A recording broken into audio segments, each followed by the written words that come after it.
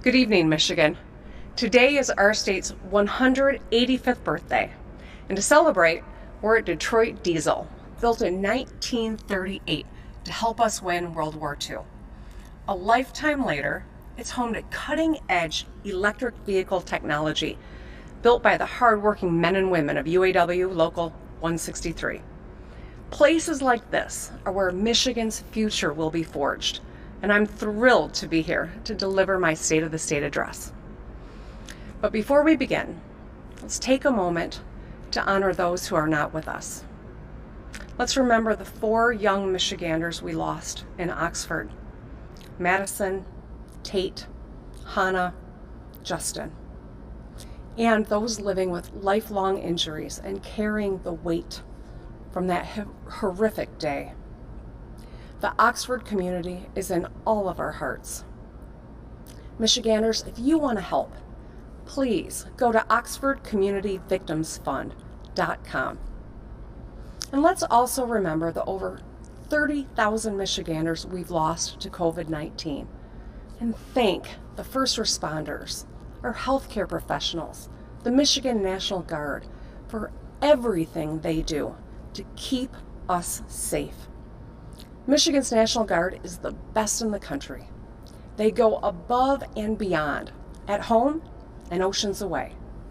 Recently, I had the honor of pinning Purple Hearts onto 3 Guard members who were injured during a ballistic missile attack in Iraq. Michiganders salute their sacrifices. They represent the best of us. I also want to acknowledge my partner in governance, Lieutenant Governor Garland Gilchrist. He's innovative, optimistic, a champion for Michigan. I'm so glad to have him by my side. And finally, I want to thank my husband, my girls, my family and friends. I love you. Clearly, this year's speech is different. Due to COVID, we're not at the Capitol. Right now, healthcare professionals are working hard to keep us safe as Omicron surges. While 2021 wasn't as miraculous as any of us wanted, we have made progress. We're stronger, in large part thanks to science and life-saving vaccines. We've come a long way, and I'm encouraged about the path ahead. After a polar vortex, a pandemic, a national recession, multiple 500-year flooding events, and a kidnapping and murder plot, I've been asked, how the heck do I keep doing this? Well, my answer is simple. I show up for every Michigan family. I want to keep delivering on the kitchen table issues. And on a personal level, I want my girls to see their mom stand her ground, live her values, even through unexpected challenges and constant threats. Isn't that what we all want? To make a difference for the people we love most? And the truth is, we want the same things. A good paying job, great schools, clean water, safe communities, thriving small businesses, a chance to get ahead and hope for our future. Tonight, I will stay focused on the things that unite us.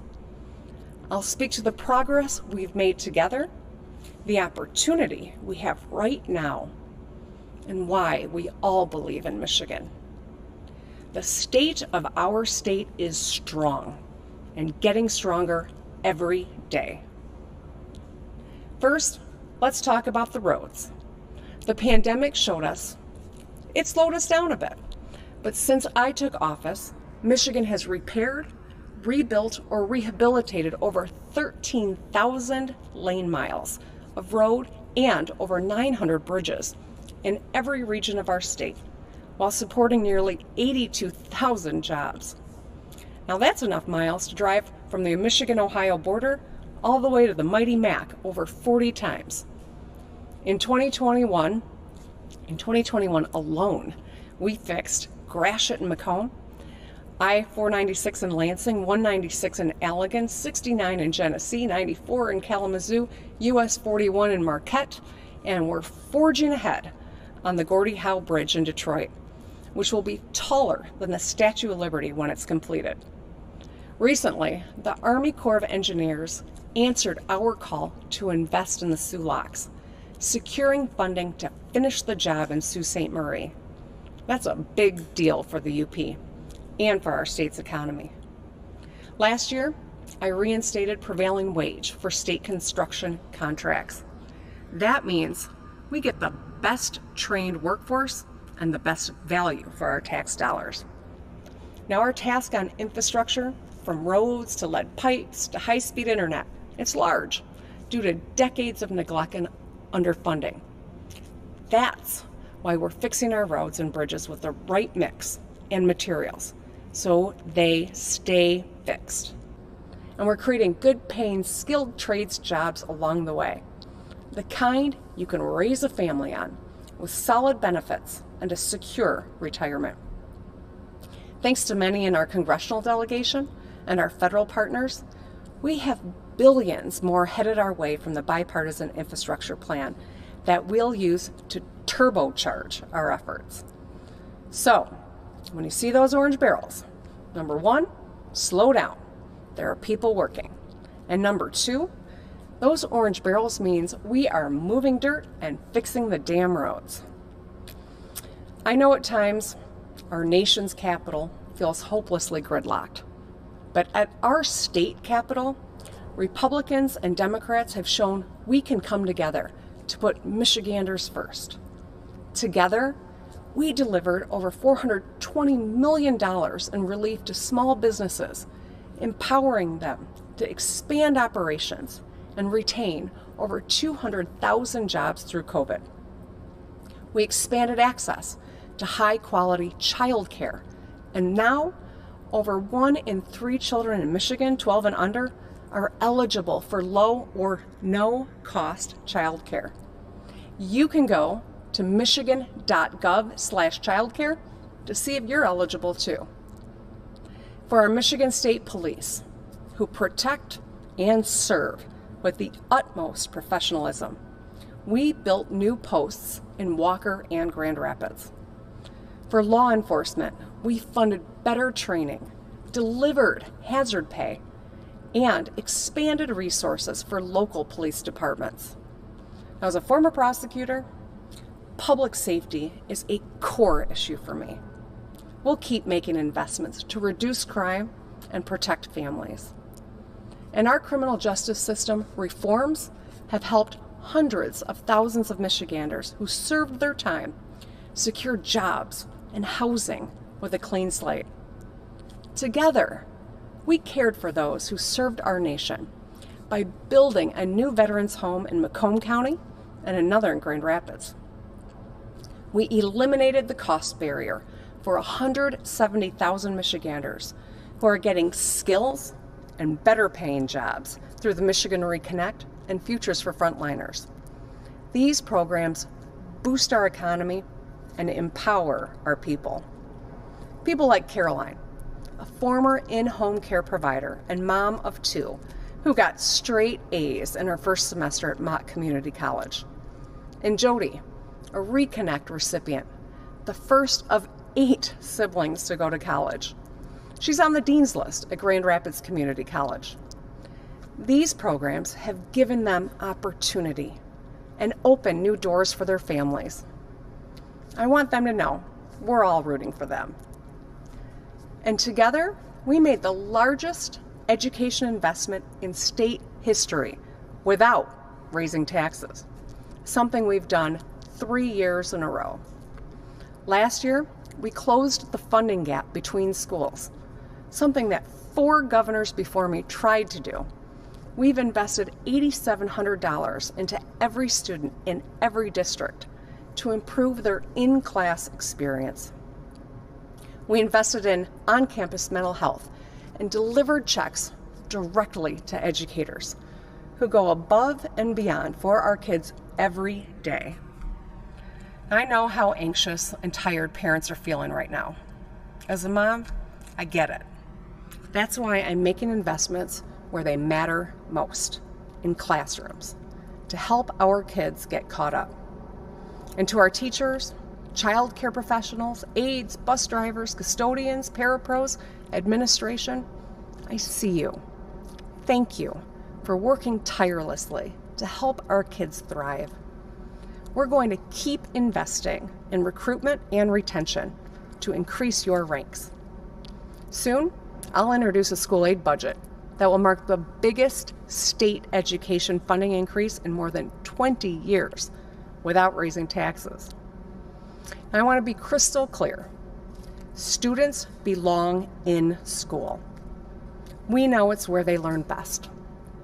Remote learning is not as fulfilling or conducive to a child's growth. In-person learning is critical to social development and mental health. And that's why we will do everything we can to keep kids in the classroom. We've all been through a lot. It's rational to feel frustrated or exhausted or even cynical. Fortunately, the cure for cynicism is competence. These bipartisan accomplishments are a testament to what we can do together. We must believe that better things are possible, because that's the only way they ever get done. Just yesterday, we saw proof. Last month, we worked together to sharpen Michigan's economic development tools. And this week, we landed a $7 billion investment from General Motors that will create and retain 5,000 good-paying manufacturing jobs, making electric vehicle batteries in Lansing and Orion Township. The future of the auto industry is being built in Michigan, in plants like this one, by union members. And we're just getting started. Historically, the knock on Michigan was that we didn't have the tools to compete with other states. We moved too slowly, and state government was dysfunctional. Yesterday, the world saw what we can accomplish.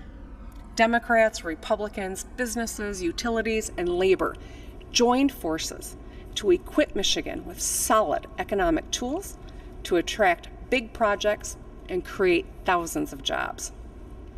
We showed the world we have the tools, we move fast, and we work together. And Michigan is gonna win. That brings us to what's next. Tonight, I'm putting forward proposals that will build on the work that we've done together and grow our economy by cutting taxes and lowering costs. First, taxes. I believe that whenever possible, we should make taxes more fair for our seniors and working families. Michiganders should be able to keep more of what they've earned. In December, I signed a bipartisan bill cutting the personal property taxes for small business owners. And last November, we repealed the tampon tax, the sales tax on menstrual products, saving women hundreds of dollars in taxes. When it comes to delivering for women, I will keep finding ways to lower their costs. And I'll veto any legislation that would take away their right to choose. My proposals tonight will cut taxes for seniors and working families. For our seniors, let's work together to repeal the retirement tax. I first called to repeal this tax back in 2019. It's time to get it done. If we phase it out over the next few years, we can save 500,000 households in Michigan an average of $1,000 a year. That's money for prescriptions, rent, car payments, or gifts for grandkids. Repealing the retirement tax will help real people. People like Tim from Marquette, or Susan and Dick from Jackson.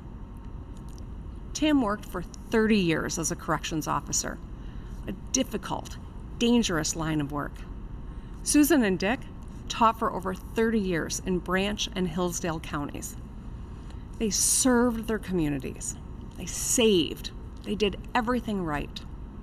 And after they finally retired and budgeted on their fixed incomes, their pensions, 401ks, and IRAs were taxed. They all had to go back to work just to pay the bills. Today, Tim is painting and working odd jobs, while Dick is a driver's ed instructor. And Susan worked for over a decade at a hair salon. After a lifetime of work, they're still worried about affording the essentials. And when I was in the legislature, I fought the retirement tax because it was wrong. Let's make it right. We can keep our word to Dick, Susan, Tim, and every Michigander who worked hard and played by the rules. I'm ready to work across the aisle to roll back the retirement tax and save 500,000 households in Michigan an average of $1,000 a year. Now let's talk about cutting taxes for people working full-time, but who still can't get ahead. It's time to increase the Michigan Earned Income Tax Credit. The EITC is a bipartisan tax break for families offered at the federal and state level. It's part of the refund you get when you file your taxes. In 2010, Michiganders received almost $3,000 tax refund from the combined EITC.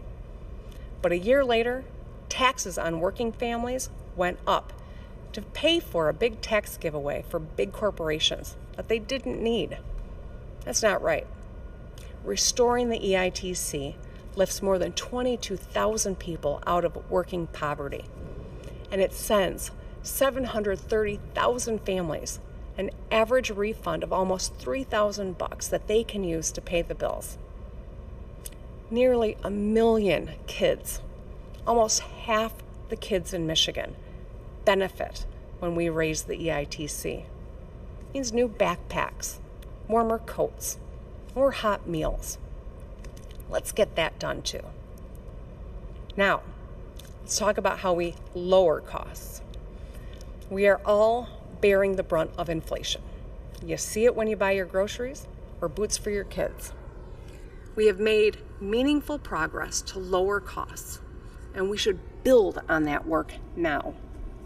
In 2019, I signed bipartisan auto insurance reform, saving drivers hundreds of dollars a year. Thanks to our reform, insurance companies are sending every driver a $400 refund check per vehicle by May 9th of this year. And our Secretary of State, Jocelyn Benson, is saving Michiganders time and money because we can renew our licenses and plates online or stop in the office for an average of only 20 minutes. We also lowered the cost of higher education thanks to Michigan Reconnect and Futures for Frontliners. And we are delivering home heating help on energy bills, so over 175,000 families can stay warm and safe through the winter. We've done a lot of good work to lower costs, but I know families are feeling squeezed. We must do more. Rolling back the retirement tax and raising the EITC will keep more money in people's pockets, and we can ensure less comes out. Tonight, I have 2 proposals to lower costs on insulin and cars, and one to expand access to mental health. First, insulin. Hundreds of thousands of Michiganders need insulin to survive, and the average cost of a single vial is almost $100. Most people who use it need 2 or 3 vials a month, which is up to $3,600 a year. Too many Michiganders are forced to forego insulin or to ration it, putting their lives at risk. For years, drug companies have been jacking up insulin prices. The average price tripled from 2009 to 2019. They reap billions on life-saving medicine because without serious competition, they name their own price. That is unconscionable. Yesterday, Attorney General Dana Nessel took action. She launched an investigation under the Michigan Consumer Protection Act into one of the 3 largest drug companies that makes nearly all the insulin in the U.S. Meanwhile, in the Michigan legislature, there have been bipartisan bills introduced to cap the cost of insulin at $50 a month. We all agree, insulin costs too much, and I know we can work together to hold drug companies accountable, to lower costs, and to save lives. Let's get that done too. Next, let's talk about making electric vehicles more affordable. As we saw this week, we're building on our rich auto manufacturing heritage and moving towards a clean energy future. Tonight, I want to talk about how we can help Michigan's families be a part of the clean energy transition by lowering the cost of electric vehicles. Every year, thousands more electric vehicles are sold in Michigan, and all of our major automakers have committed to electrifying 100% of their fleets over the next 10 to 15 years. Electric vehicles cost half as much to fuel and maintain as gas-powered cars. Switching to electric will save families thousands of dollars a year. And that's why I'm proposing a combined $2,500 electric vehicle rebate for families. $2,000 for the car and $500 for in-home charging equipment. This will build on the $7,500 federal electric vehicle credit. If we can get this done, we can lower the cost of electric vehicles by nearly $10,000. We can make it easier for Michiganders to go electric. And finally, let's talk about mental health. Mental health is just as important as physical health. And I want every person in Michigan to have access to the health care they deserve. We should invest in our mental health workforce so we can expand access. Nearly 40% of Michiganders do not get treatment for their mental illness. We will address this shortfall by expanding Michigan's loan repayment program for mental health professionals. And we'll make a historic investment to retain and recruit hundreds more mental health workers. I will propose another bold investment in mental health in next year's school aid budget, building on the work we did last year to help schools hire more than 560 nurses, counselors, and social workers. Together, we can grow our mental health workforce and expand access to mental health care. Tonight, I've laid out my plans to cut taxes for retirees and working families, to lower costs on insulin and electric vehicles, and expand access to mental health. As always, I'll work with anyone to deliver on these kitchen table issues. I'll also work to invest the federal resources we have received with plans I released last year, like the Michigan New Economy, which would grow our middle class, support small businesses, and invest in our communities. I also have a message for the folks in DC. Fund the CHIPS Act so we can fight the chip crisis head on.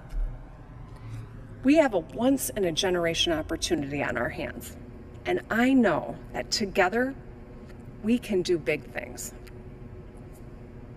Through everything we faced over the last few years, I've thought often about the time in my life when I was sandwiched between two generations of my own family, taking care of my newborn daughter and my mom, who was dying of brain cancer. I adjusted to a new job, I fought my mom's insurance company, and I cared for my baby. I learned I could do more than I had ever imagined. It can be hard to see in the moment, but tough times make us stronger. Making a difference for the people we love. It's what motivates all of us. It's the reason I'm standing here today.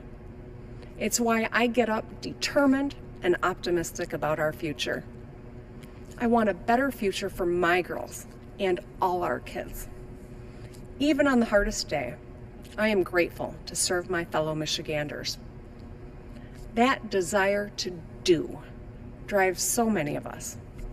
We all have a story when we stepped up and did more than we ever thought possible for the people we love most. That's our spirit. It lives in our stories. We are doers, united against inaction. We're optimists, united against pessimism. We're believers, united against cynicism.